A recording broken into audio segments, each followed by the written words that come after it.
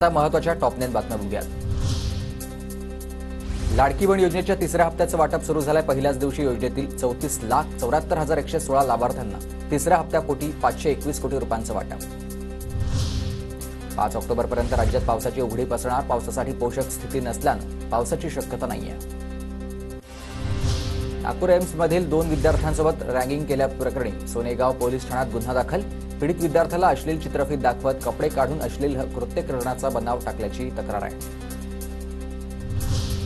छत्रपती संभाजीनगर महानगरपालिकेकडून अतिक्रमणाची कारवाई सुरूच. पुन्हा एकदा 15 अतिक्रमणांवर हातोडा. तर घाटी पाठोपाठ आता शहानूर मिया दर्गा या चौकातील अतिक्रमण हटवले. 2027 मध्ये होणाऱ्या हिंदुस्थानासाठी महापालिका सुमारे 7,000 कंत्राट सफाई कामगारांची नियुक्ती करणार आहे आणि सिंहस्थ मेळाव्यासाठी ही सगळी सोय केली जाते. भाविकांची संख्या वाढणार असल्याच्या अंदाजानंच गरज सिंहस्थापेक्षा आता यावेळी दुप्पट कर्मचारी नेमले जातील.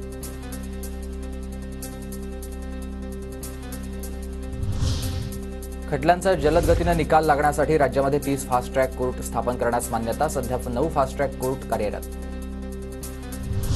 सौर कृषी पंपांना प्रचंड मागणी. 14 दिवसामध्ये 1,22,000 शेतकऱ्यांचा अर्ज. तर योजनेला मराठवाड्यातून सर्वाधिक प्रतिसाद.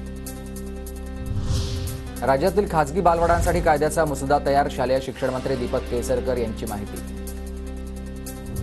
राज्यातील खासगी शाळांना HD CCTV सक्तीचे. उच्च दर्जाचे CCTV कॅमेरे पुरेशा प्रमाणात लावण्याच्या शिक्षण विभागाच्या सूचना.